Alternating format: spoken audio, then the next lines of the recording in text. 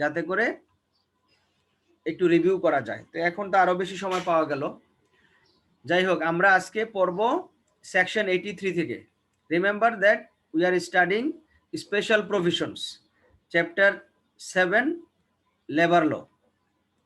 তাহলে আজকে আমরা পড়ব section 83, power to direct inquiry into cases of accident or disease. নাম শুনে বুঝতে পারতেছেন যে অ্যাক্সিডেন্ট বা ডিজিজের ক্ষেত্রে ডিরেক্ট ইনকোয়ারি করার পাওয়ার দিতে হবে। সেটা কাকে, কিভাবে, এটা আমরা এখন পড়ব। তো এখানে আবারও সেই একই কথা, একটা লাইনই দেখবেন, একটা সেন্টেন্সই দেখবেন 5-6 লাইন বড় বড়।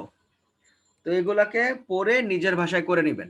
কেউ যদি মনে করেন যে আমি এখান থেকে কয়েকবার পড়লেই পরীক্ষায় গিয়ে নিজের ভাষায় লিখতে পারবো, দ্যাটস ওকে, যেটা আমি করি।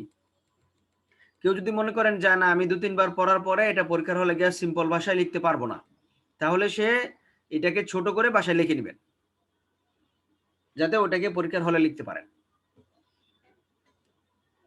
আচ্ছা দেখেন তাহলে কি বলছে, power to direct inquiry into cases of accident or disease when any accidental explosion, ignition, outbreak of fire or eruption of water and other accident has occurred in any establishment, or when any disease specified in the second schedule has been or suspected to have been contracted in an establishment, the government, if it is of opinion that a formal inquiry into the cases of and circumstances attending the accident or disease ought to be held, may appoint a competent person to hold such inquiry, and may also appoint any person possessing legal or special knowledge to act as assessor in holding the inquiry. তাইলে বিশাল বড় বক্তব্য দিছে। তো লয়ের ভাষা যেরকম হওয়া দরকার সেরকমই। মূল কথা হলো, কোন প্রতিষ্ঠানে যদি বড় ধরনের কোনো অ্যাক্সিডেন্ট বা ডিজিজ আউটব্রেক হয় বা হতে পারে বলে এরকম একেবারেই আর্জেন্ট ইমার্জেন্সি বেসিসে হবে এবং এটা স্প্রেড করতে পারে, তাহলে সেই সিচুয়েশনে গভর্নমেন্ট একজন কম্পিটেন্ট পারসন, দক্ষ একজন ব্যক্তিকে নিয়োগ দিতে পারে এটা ইনকোয়ারি করার জন্য, এবং এমন পারসনও নিয়োগ দিতে পারে যে লিগ্যাল এবং স্পেশাল নলেজ আছে ওই সিচুয়েশনে এই ইনকোয়ারি করার জন্য, যে হেল্প করতে পারবে এরকম। তো এই দুইটা ক্রাইটেরিয়া জেনে রেখে জাস্ট এই ধরনের সিচুয়েশন হলে, বড় ধরনের কোনো এক্সপ্লোশন বা ফায়ার বা ইরাপশন অফ ওয়াটার বা কোনো ডিজিজ, মেজর কোনো ডিজিজ যেটা ট্রান্সমিট হতে পারে, এরকম ধরনের ডিজিজ যদি ছড়ানোর আশঙ্কা থাকে, তাহলে গভর্নমেন্ট একজন দক্ষ ব্যক্তিকে নিয়োগ দিবে এটা ইনকোয়ারি করার জন্য, এবং পাশাপাশি লিগ্যাল নলেজ আছে এই ইনকোয়ারির ব্যাপারে এরকম, এবং স্পেশাল নলেজ আছে এরকম ব্যক্তিকেও এই ইনকোয়ারিতে হেল্প করার জন্য নিয়োগ দিতে পারে। ক্লিয়ার? জি স্যার। তারপরে দেখেন 2 number, the person appointed to hold such an inquiry shall have all the power of civil court under the Code of Civil Procedure 1908 for the purpose of enforcing the attendance of witness and compelling the production of documents and material objects, and every person required by such person as aforesaid to furnish any information shall be deemed to be legally bound to do so within the meaning of section 176 of the Penal Code. সোজা কথা, government যে ব্যক্তিটাকে সেখানে নিয়োগ দিবে তার civil কোর্টের অধীনে তার সকল পাওয়ার থাকবে কি করার জন্য, enforcing the attendance of witness, যারা এটার সাক্ষী তাদেরকে হাজির করার জন্য, তাদেরকে অ্যাটেন্ড করতে সে বাধ্য করতে পারে, and compelling the production of documents and material objects, এবং তাদেরকে বাধ্য করতে পারে সেই এই পরিদর্শনের সময় এখানকার যাবতীয় ডকুমেন্টস এবং ম্যাটেরিয়াল অবজেক্টগুলো যেন তাদেরকে সাক্ষী হিসেবে প্রমাণ করে, এই প্রমাণ করার জন্য তাদেরকে তারা বাধ্য করতে পারে। এবং every person required by such person as aforesaid to furnish an information shall be deemed to be legally bound, এবং যে কোনো ব্যক্তিকে তারা জিজ্ঞেস করতে পারে, যে কোনো ব্যক্তিকে ওখানে উপস্থিত হতে বাধ্য করতে পারে যদি তাদের ইনকোয়ারির জন্য এমন কোনো ইনফরমেশন ওই ব্যক্তি থেকে পাওয়া যাবে বলে তারা মনে করে। এই তো এইখানে এই শাব্দিক অর্থ ধরে ধরে করলে seems to be difficult, make it easy, যে গভর্নমেন্ট যে ব্যক্তিকে নিয়োগ দিবে তার স্পেশাল পাওয়ার থাকবে civil code under the code of civil procedure 1908 এটা উল্লেখ করতে পারেন যে তার স্পেশাল পাওয়ার থাকবে, সে যে কোনো ব্যক্তিকে ওখানে উপস্থিত হতে এবং সাক্ষী হিসেবে দাঁড়া করানোর জন্য বাধ্য করতে পারে, এবং যে কোনো অবজেক্ট বা ম্যাটেরিয়াল যদি তাদের প্রয়োজন মনে হয় ইনকোয়ারির জন্য, সেগুলাকেও তারা উপস্থাপন করার জন্য আদেশ জারি করতে পারে, যেটা পালন করতে ওখানকার এমপ্লয়িরা বাধ্য। Any person holding an inquiry under this section may exercise such of the powers of an inspector under this act as he may think it necessary or expedient to exercise the purpose of the inquiry. আমরা এর আগে ইন্সপেক্টরের কথা বলছিলাম, বিভিন্ন সময় accident ঘটলে inspector inspection করে, পরিদর্শন করে। এখন গভর্নমেন্ট যে ব্যক্তিটাকে এই ঘটনার জন্য তদন্ত করার জন্য নিয়োগ দিবে, সে অটোমেটিক্যালি একজন ইন্সপেক্টরের পাওয়ার এক্সারসাইজ করতে পারবে, কোনো সমস্যা নেই। The person holding inquiry shall make a report to the government stating the causes of the accident and its circumstances and adding any observations which he and any of the assessors may think fit to make. মূল কথা, যে ব্যক্তিকে government নিয়োগ দিবে সে এটা investigation করে এই অ্যাক্সিডেন্টের কজ কি এবং এটার এই অ্যাক্সিডেন্টের ফলে কি কি ঘটনা ঘটেছে তার সার্কামস্টেন্সেস তারা গভর্নমেন্টের কাছে সাবমিট করবে, এবং তারা যদি এখানে আরো কোনো কিছু ফিট মনে করে যে এটা গভর্নমেন্টকে জানানো দরকার, সেটাও তারা অ্যাড করতে পারে। Then final, the government may cause such report to be published at such time and in such manner as may think fit. এখন এই যে এই নিয়োগপ্রাপ্ত ব্যক্তি যখন গভর্নমেন্টের কাছে এই ঘটনার কজ এবং সার্কামস্টেন্সেস রিপোর্ট আকারে প্রকাশ করে, তখন গভর্নমেন্ট আবার যখন যেভাবে মনে করবে যে এটা এইভাবে পাবলিশ করা উচিত, গভর্নমেন্ট এই রিপোর্টটা আবার পাবলিশ করতে পারে। কিন্তু এখানে দেখেন such time and such manner, মানে আইনের মধ্যে ফাঁকফোকর আছে। গভর্নমেন্ট চাইলে এটা প্রকাশ নাও করতে পারে বিভিন্ন ধরনের অজুহাত দেখিয়ে, কিন্তু গভর্নমেন্ট যেভাবে যে সময়ে মনে করবে যে এটা প্রকাশ করা দরকার, সেভাবে তারা এটা প্রকাশ করার অধিকার রাখে। এই ক্লিয়ার হয়েছে কিনা? জি স্যার। আপনারা এই সেন্টেন্সটা নিজে নিজে একবার রিডিং পড়েন, পড়ার পরে আমি আবার নিজের ভাষায় একটু সারসংক্ষেপ করব, পুরোটা নিজেরা একটু পড়েন। এখানে 5টা লাইনে বলা আছে, আপনারা যে মানে 5টা ধাপে, আপনারা পরীক্ষার হলে 5টা ধাপে বলতে হবে এরকম কোনো কথা নাই। কেউ 10টা ধাপ ইউজ করতে পারে, কিন্তু মূল বক্তব্যটা যেন সেম থাকে।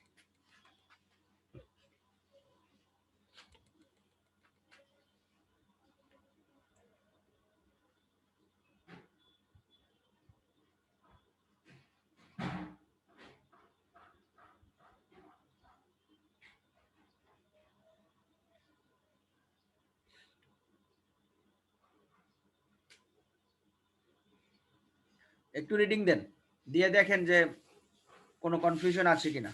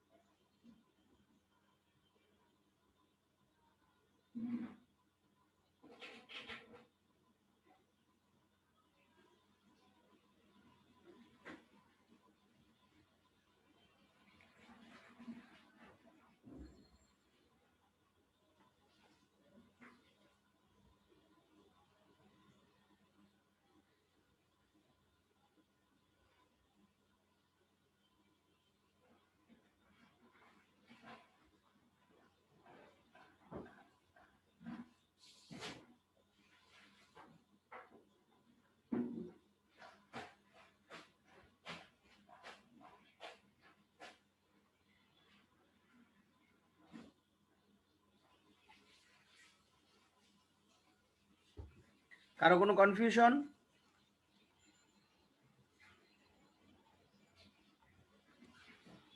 হ্যালো, না স্যার, নাই স্যার। পড়ছেন? আমি কি আবার সামারি করব নাকি পরেরটাতে যাব?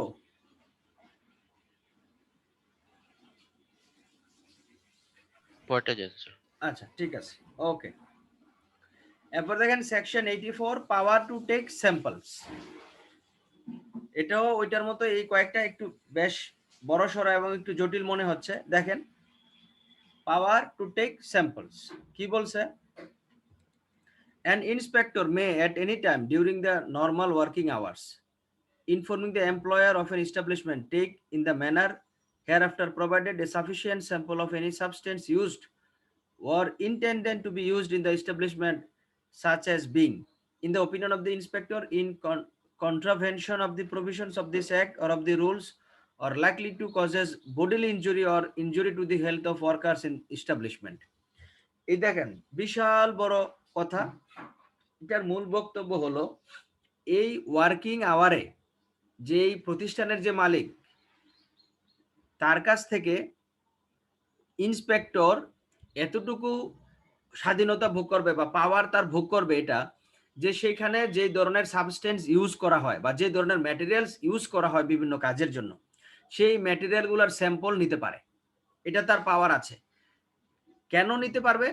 যে এই ধরনের স্যাম্পল এখানে আছে কিনা, যেটা এমপ্লয়ীদের বডির কোনো ইনজুরি হয় বা স্বাস্থ্যের কোনো ক্ষতি হয়, এটা পরীক্ষা করার জন্য সে যে কোনো ধরনের স্যাম্পল, সাবস্টেন্স বা ম্যাটেরিয়ালসের স্যাম্পল নিতে পারে, যতটুকু সে প্রয়োজন মনে করবে।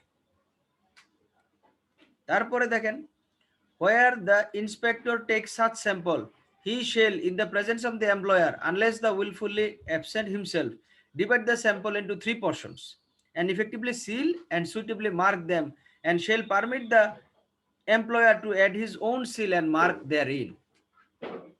মূল কথা হলো, এই যে স্যাম্পলগুলো সে নিছে, সে এই এমপ্লয়ারের উপস্থিতিতে, এমপ্লয়ারকে সে উপস্থিত থাকতে বলবে।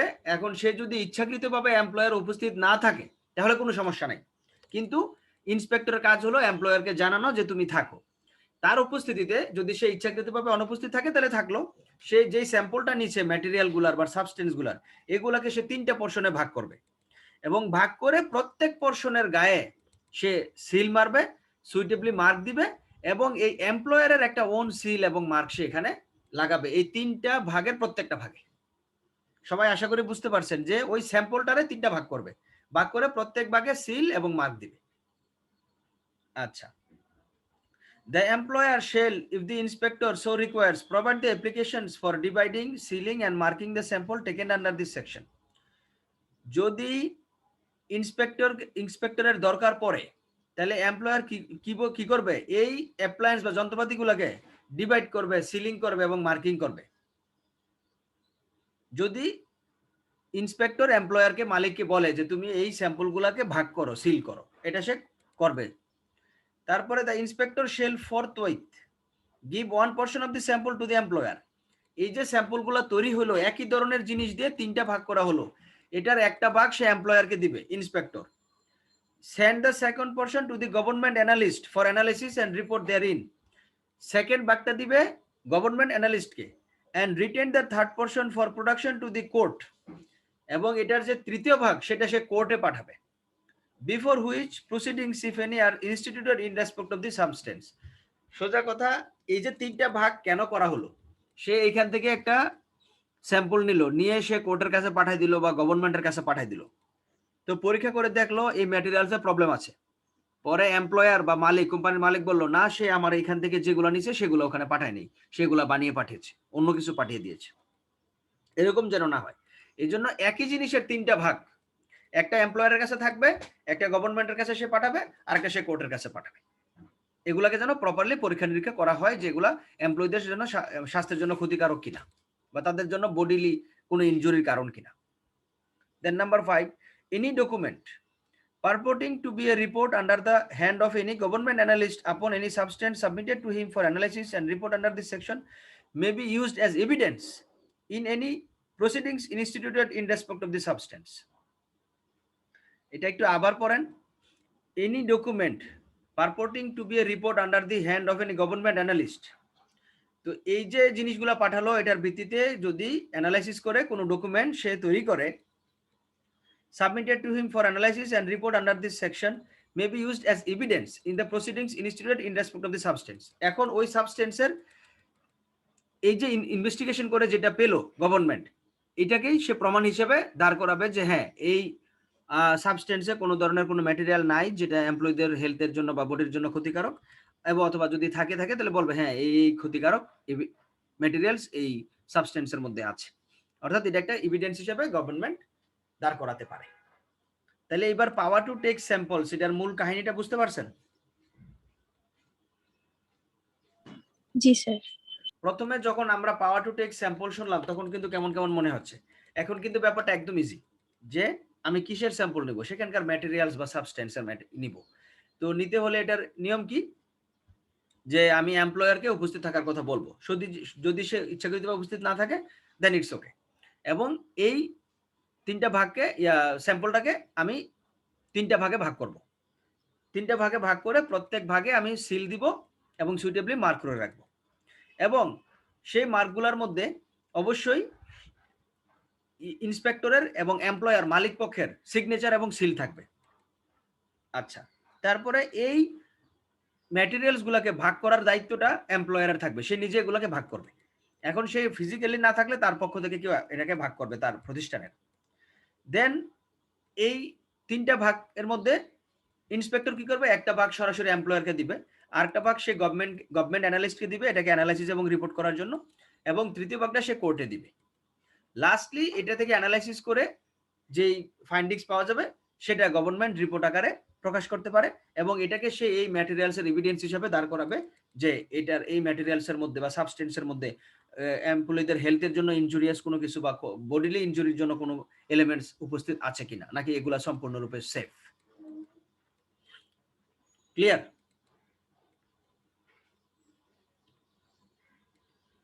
জি স্যার। এটা লেবার, সোজা কথা, প্রত্যেকটা জিনিসই আমি বারবারই বলছি একই কথা, যে এটা লেবার ল, লেবারদেরকে সেফটি করার জন্য, সেফটি এনশিওর করার জন্য, লেবারদেরকে হেলথ এবং তাদের সাইকোলজিক্যাল কন্ডিশন, ওয়ার্কিং কন্ডিশন তাদের জন্য কমফোর্টেবল করার জন্য যত প্রকারের আইন কানুন থাকা দরকার এগুলাই লেবার লতে আছে। তো প্রত্যেকটা এরিয়াকে আলাদাভাবে স্পেসিফাই করে এখানে বলা আছে যাতে কোনো কারণে এমপ্লয়ীদের কোনো ক্ষতি না হয়, লেবারদের কোনো ক্ষতি না হয়। আপনারা চাইলে এটাকে আবার 1 মিনিটে একটু রিভিউ করেন, দেখবেন যে আসলে এটা বারবার মুখস্থ করার কোনো দরকার নাই, খালি কন্ডিশনগুলো মনে রাখবেন।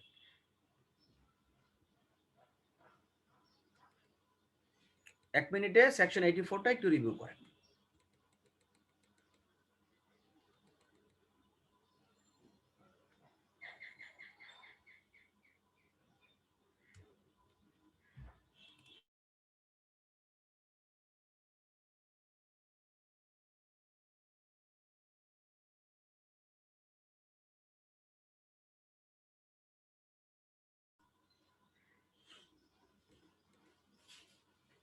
আচ্ছা, আমরা এর পরেরটাতে যাই, section 85, powers of inspector in case of certain danger.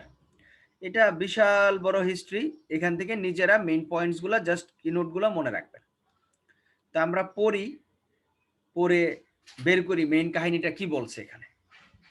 দেখেন, powers of inspector in case of certain danger, এই ইন্সপেক্টরের সার্টেন ডেঞ্জার যদি তৈরি হয়, হঠাৎ করে যদি কোনো ডেঞ্জারাস সিচুয়েশন তৈরি হয়, সেখানে তার কি কি পাওয়ার থাকবে দেখেন।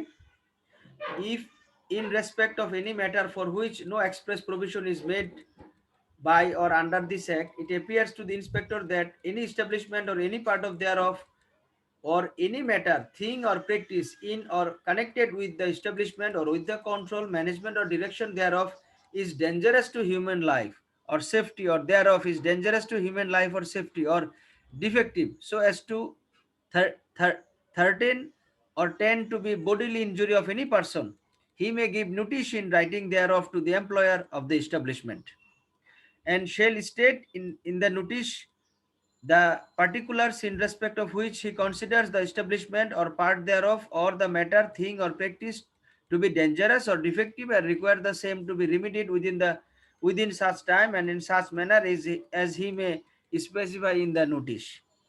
তো বিশাল বড় কাহিনী, কাহিনীর মূল বক্তব্য এটাই, সে যদি এই কোনো প্রতিষ্ঠানে কোনো এস্টাবলিশমেন্টে কোনো ধরনের এলিমেন্টস সেটা পায় যেটা dangerous two human life or dangerous two human safety বা ডিফেক্টিভ বা যেটা থ্রিয়েটেন, যেটা মানুষের জন্য ডেঞ্জারাস মনে হয় বা বডিলি ইনজুরির কারণ হইতে পারে, সে এই ব্যাপারে এমপ্লয়ারকে, মালিককে একটা লিখিত নোটিশ দিতে পারে।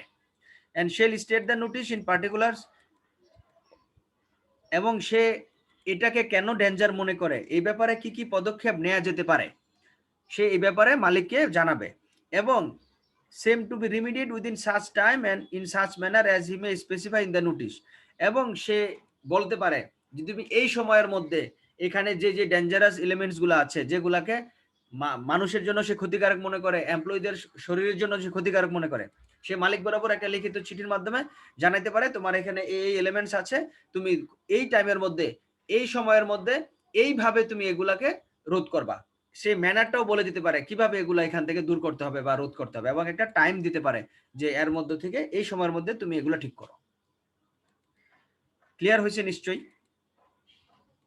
জি স্যার। তারপরে দেখেন, without prejudice to the generality of the provisions contained in subsection 1, অর্থাৎ এই সেকশন 1 সম্পর্কে আবার বলছে, the inspector May by order in writing direct the employer prohibiting the extraction or reduction of pillars in any part of such establishment if in his opinion such operation is likely to cause the crashing of pillars of the premature collapse of any part of the workings or otherwise endanger the establishment। ধরেন 1 নম্বরে উল্লেখ করা হয়েছে এমন জায়গায় যদি এমন ধরনের কোনো প্রভিশন থাকে, কোন অবস্থা থাকে যে ইন্সপেক্টর মনে করে এই প্রতিষ্ঠানের এরকম পিলার খুব দ্রুত রোধ করা দরকার, এটা এখান থেকে সরানো দরকার, তাহলে সে এই পিলার ক্র্যাশ করার আগেই, যেটা মানুষের জন্য ক্ষতিকারক, ক্র্যাশ হলে ক্ষতিকারক হবে, ক্র্যাশ করার আগেই সে ওই মালিক পক্ষকে জানাইতে পারে যে তুমি এই পিলারকে দ্রুত এটাকে ভেঙে ক্র্যাশ করে দাও, নষ্ট করে দাও, যাতে করে এটা কারোর জন্য তোমার প্রতিষ্ঠানে ক্ষতির কারণ না হয়। তারপরে 3 number, if the inspector is of opinion that there is urgent and immediate danger to the life or safety of any person employed in an establishment or part thereof, he may by an order in writing containing a statement of the grounds of his opinion prohibit the employer concerned until he is satisfied that the danger is removed, the employment in or about the establishment or part thereof any person whose employment is not in his opinion reasonably necessary for the purpose of removing the danger। যদি এখানে এটা একটু আবার পড়তে হবে, দেখেন যদি ইন্সপেক্টরের এমন কোন অপিনিয়ন থাকে যে সেখানে আর্জেন্ট এবং ইমিডিয়েট ডেঞ্জার তৈরি করতে পারে এমন কোন এলিমেন্টস আছে, তাহলে সে এমপ্লয়ারকে, মালিককে একটা রিটেন অর্ডার জারি করতে পারে, prohibit the employer concern until he is satisfied the danger, যে এই আইটেমগুলো তুমি এখান থেকে দূর করো যতক্ষণ না সে এটাকে এই স্যাটিসফাইড না হবে এই সিচুয়েশনের ব্যাপারে, সে ততক্ষণ পর্যন্ত বলতে পারে যত দ্রুত সম্ভব তুমি এই সবগুলো এলিমেন্টস এখান থেকে দূর করো। এবং part of thereof any person whose employment is not in his opinion reasonably necessary for the purpose of removing the danger, সে এই ডেঞ্জারকে রিমুভ করার জন্য যা যা করার দরকার সেগুলো করার জন্য এমপ্লয়ার বা মালিক পক্ষকে সে আর্জেন্ট নোটিশ, লিখিত নোটিশ দিতে পারে। এই মূল বক্তব্য এটাই। তারপর দেখেন, the employer if is aggrieved by the order under subsection 3 may within 10 days of the receipt of the order appeal against the same to the chief inspector who may confirm, modify or cancel the order।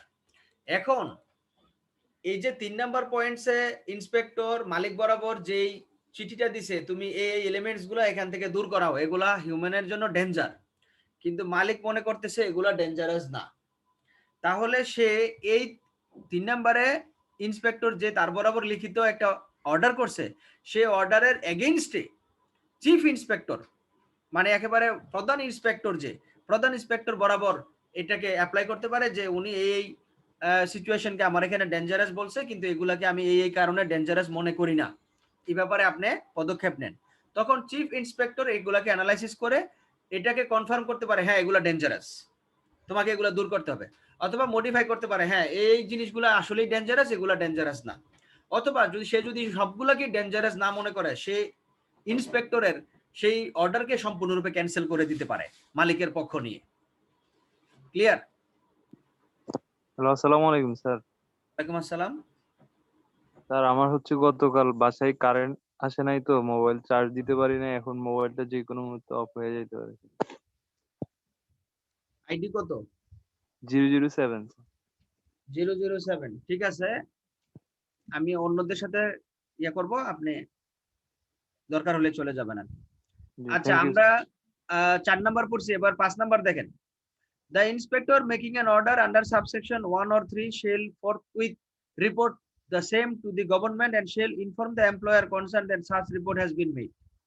এই 1 এবং 3 যেটা বলা হয়েছে সেই ব্যাপারে এই inspector এই রিপোর্টটা আবার গভর্নমেন্ট এবং এমপ্লয়ার, এই রিপোর্টটা গভর্নমেন্ট বরাবর দিতে পারে এবং এমপ্লয়ারকে জানাতে পারে যে হ্যাঁ আমি গভর্নমেন্টের কাছে এই ধরনের রিপোর্ট করছি। এই যে 1 আর 3 যেটা বলা হয়েছে যে হ্যাঁ এই জিনিস আমার কাছে ডেঞ্জারাস মনে হয়, এগুলো এখান থেকে দূর করতে হবে, সেটা গভর্নমেন্ট বরাবর পাঠাতে পারে। এরপরে আমাদের এখানে 4 নম্বরে বলা হয়েছিল চিফ ইন্সপেক্টরের কথা। এখন 6 নম্বরে দেখেন, the chief inspector shall forthwith report to the government any order except the order of cancellation passed by him under subsection 4 and shall also inform the employer concerned that such report has been so made. এখানে chief inspector সেও এই গভর্নমেন্টের কাছে যে order পাঠাইছে এটা সে এমপ্লয়ারকে জানাতে পারে যে হ্যাঁ এই ধরনের রিপোর্ট তৈরি করা হয়েছে। 7 number, any employer if has any objection against any order made under subsection 1, 3 or 4 may inform the government within 20 days of receipt of the order in writing with cause thereof and the government should send to it to a committee for decision. এখন এই যে inspector যে গভর্নমেন্টের কাছে report পাঠাই দিছে যে এই প্রতিষ্ঠানে এই এলিমেন্টস গুলো ডেঞ্জারাস, এই ব্যাপারে পদক্ষেপ নেওয়া হোক। এখন এমপ্লয়ার যদি মনে করে যে না আমার এখানে এগুলা ডেঞ্জারাস না, সে আবার এই রিপোর্ট পাওয়ার 20 দিনের মধ্যে গভর্নমেন্ট বরাবর আবেদন করতে পারে যে আমার এখানে ইন্সপেক্টর সাহেব যে যে জিনিসগুলোকে ডেঞ্জারাস মনে করছে এগুলো আসলে ডেঞ্জারাস না, আপনার একটা কমিটি করে এগুলাকে একটু পরীক্ষা করার ব্যবস্থা করেন। এটা করতে পারে সে এমপ্লয়ার, মালিক। The employer shall comply with the order against which objection has been made until such decision of the committee is received. সে এই অর্ডারের বিরুদ্ধে অবজেকশন করতে পারে, যেতে পারে যতক্ষণ না এই ব্যাপারে ডিসিশন, কমিটি যে হয়েছে এই কমিটি যতক্ষণ না ডিসিশন জানাবে ততক্ষণ পর্যন্ত সে এটার ব্যাপারে মানে অবজেকশন দিতে পারে। তো আপনারা বুঝতেই পারতেছেন বাই দিস টাইম যে এটা একটা দীর্ঘসূত্রিতার বিষয়। তার মানে ওই এলিমেন্টস গুলো যদি ডেঞ্জারাস হয় এগুলা দূর করতে কি লাগবে, অনেক সময় লাগবে, যদি মালিক এগুলোর সাথে এগ্রি না করে। মালিক গিয়ে আদালতে অ্যাপ্লাই করবে, এরপরে আদালত যদি একবার জারি করে সে আবার আপিল করবে, আপিল করলে কমিটি করবে, নানা ধরনের একটা বিষয়। কাজেই বোঝা যাচ্ছে এখানে একটা দীর্ঘসূত্রিতার বিষয় আছে। Provided that an application made by the employer, the order passed under subsection 1 may be suspended till pending decision of the committee. এই এমপ্লয়ার যে অ্যাপ্লিকেশন দিছে এই সেকশন 1 এর এগেইনস্টে যে আমার এই জিনিসগুলোকে ডেঞ্জারাস মনে করা হয়েছে, আসলে এগুলো ডেঞ্জারাস না, এটাকে may be suspended till pending decision of the committee. এই কমিটির যে ডিসিশন হওয়ার আগ পর্যন্ত তার এই অ্যাপ্লিকেশনকে সাসপেন্ড করা যেতে পারে। এই তো এইখানে বিশাল কাহিনী, আপনারা মেইন বক্তব্যগুলো মনে রাখবেন। সোজা কথা, power of inspector in case of certain danger, আসন্ন বিপদ মানে যেগুলা বিপজ্জনক এলিমেন্টস আছে বলে ইন্সপেক্টর মনে করে সে এগুলার বিরুদ্ধে বলতে পারে রিটেন আকারে যে এগুলা তুমি দূর করো, প্রথম প্যারার বক্তব্য এই সময়ের মধ্যে করো। এবং ইন্সপেক্টর বলতে পারে যে যদি পিলার থাকে, এরকম কোনো পিলার যেটা মানুষের জন্য ক্ষতিকারক হতে পারে, মানুষ স্বাস্থ্যের জন্য বড় ধরনের ক্র্যাশিং হতে পারে, সে এই পিলারকে কলাপস করা বা ভেঙে ফেলতে নির্দেশ দিতে পারে। এবং ইন্সপেক্টর যদি আর্জেন্ট এবং ইমিডিয়েট মনে করে কোনো কিছুকে যে এগুলা খুব দ্রুত দূর করা দরকার, 3 নাম্বার বলছি, তাহলে সে খুব দ্রুত আকারে একটা নোটিশ দিতে পারে যে এগুলা দ্রুত তুমি এগুলা দূর করো। এখন এমপ্লয়ার যদি মনে করে যে এমপ্লয়ার এরকম আদেশ পাওয়ার পরে যদি মনে করে যে না এগুলো আসলে আমার এখানে অত ক্ষতিকারক না যেটা ইন্সপেক্টর বলছে, তাহলে সেই নোটিশ পাওয়ার 10 দিনের মধ্যে সেই চিফ ইন্সপেক্টর বরাবর অ্যাপ্লাই করতে পারে যে আমার এখানে এগুলা ডেঞ্জারাস বলা হয়েছে, কিন্তু আসলে এগুলো ডেঞ্জারাস না।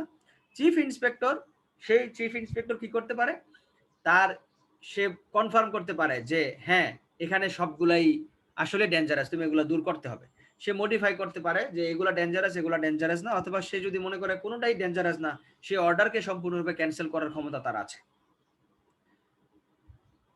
এখন 5 নাম্বার স্টেপে এসে বলছে যে ইন্সপেক্টর, যে 1, 2 এবং 3 যে ইন্সপেক্টর যেই এমপ্লয়ারকে যে কথাগুলো বলছে, সে এগুলো আবার রিপোর্ট আকারে গভর্নমেন্টের কাছে পাঠাতে পারে এবং এমপ্লয়ারকে সে জানাবে যে গভর্নমেন্টের কাছে এই ধরনের রিপোর্টটা পাঠানো হয়েছে, যেটা তোমাকে পাঠানো হয়েছে। এইখানে চিফ ইন্সপেক্টর এবং গভর্নমেন্টের যে অর্ডার সে অনুযায়ী এই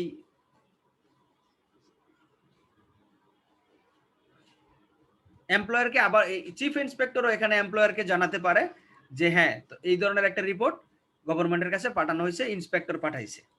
এখন কোনো এমপ্লয়ার যদি মনে করে যে আমার এখানে যে রিপোর্টটা পাঠানো হয়েছে সেটা বৈধ না, সে আবার এই সিচুয়েশনে যখন এটা গভর্নমেন্টকে পাঠানো হয়েছে তখন সে এই সিচুয়েশনে গভর্নমেন্টের কাছে 20 দিনের মধ্যে আবেদন করতে পারে এই রিপোর্টের বিরুদ্ধে।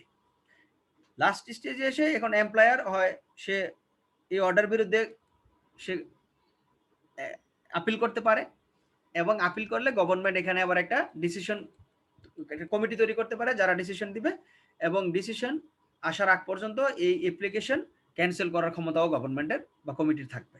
এরকম clear?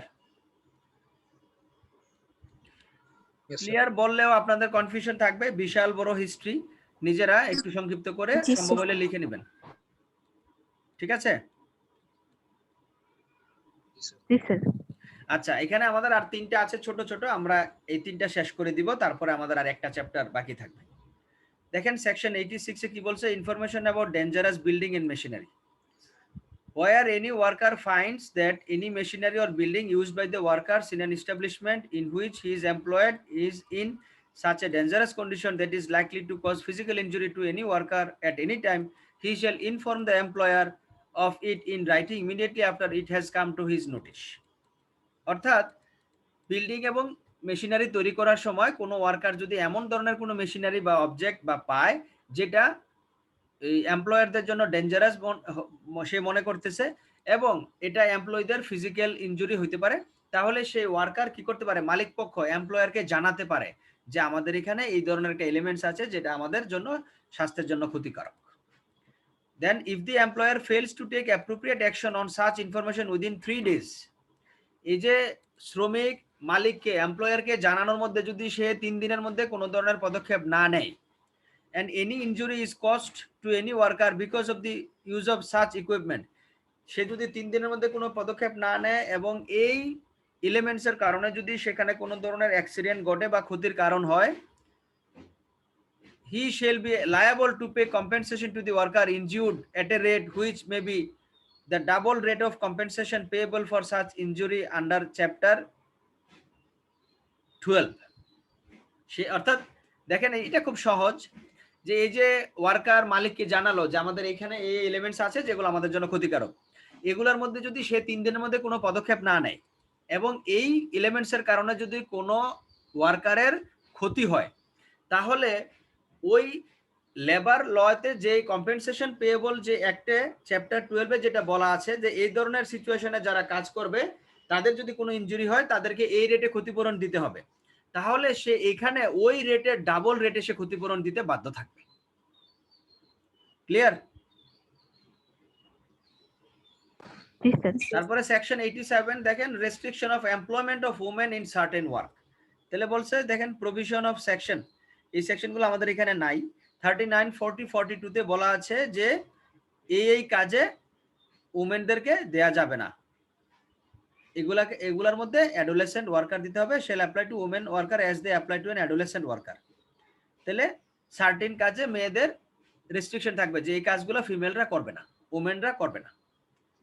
Then section 88, power to make rules to supplement this chapter. The government may make rules requiring that in any establishment such further devices and measures for securing the safety of the persons employed therein shall be adopted.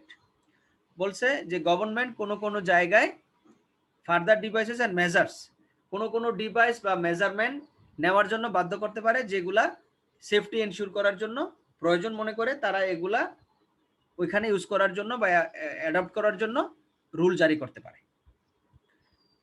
Then the government may make rules requiring that work on a manufacturing process carried on with the aid of power shall not be begun in any building or part of a building and establishment until a certificate of stability in the prescribed form has been received by the chief inspector. কোনো একটা manufacturing প্রসেসে কখনোই building এর কাজ তারা শুরু করতে পারবে না যতক্ষণ না তারা সার্টিফিকেট অফ স্টেবিলিটি অর্জন করবে একটা প্রেসক্রাইব ফরম্যাটে। চিফ ইন্সপেক্টর যতক্ষণ না সার্টিফিকেট অফ স্টেবিলিটি রিসিভ করবে ততক্ষণ পর্যন্ত তারা ম্যানুফ্যাকচারিং এর এই বিল্ডিং বা অন্যান্য এস্টাবলিশমেন্টের কাজ শুরু করতে পারবে না। গভর্নমেন্ট এই ব্যাপারে রুল তৈরি করতে পারে। Clear? Yes, sir. I know this little bit board lecture that you are hearing the last couple of days. I think from the next chapter we will find কিছুটা বোর্ডনেস কমবে আশা করি এই ওয়েলফেয়ার চ্যাপ্টারে। আমাদের আর একটা চ্যাপ্টারই এখানে বাকি আছে, এটা পড়ার পরে আমরা রিভিউয়ে চলে যাব এবং প্রয়োজন পড়লে আমরা 2টা চ্যাপ্টার করে ক্লাসের মধ্যে মৌখিক কোশ্চেন করব, আপনারা আলোচনা করবেন, এইভাবে আমরা এটাকে রিভিউ করব। তো আমাদের আর একটা চ্যাপ্টার বাকি থাকবে। এখন যে লেকচারগুলো শুনছেন ইট ইজ একটু বোরিং, আমি নিজেও বুঝতে পারতেছি। আপনারা এগুলো নিজেরা একটু পড়ে বাসায় লিখে নিতে পারেন যারা মনে করবেন, আর যারা কয়েকবার পড়লেই লিখতে পারবেন বলে মনে হয় ছোট করে নিজের মতো করে, তারা না লিখলেও পারেন। তো আজকে আমরা এখানেই রাখবো। এখন সবাই মনোযোগ দিয়ে অ্যাটেন্ডেন্সটা দেন। আইডি 1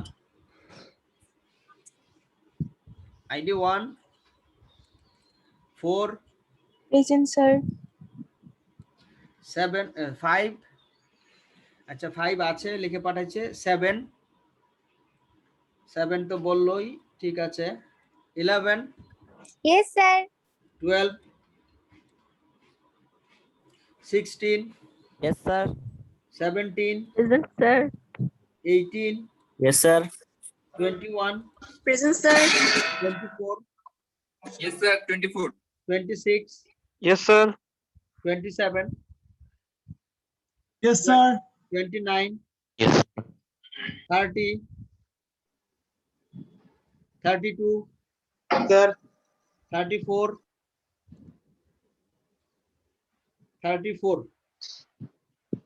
35 মেসেজ পাঠাচ্ছে। 34, sir. ওকে 36 Hello. Yes, sir. 37 Present, sir.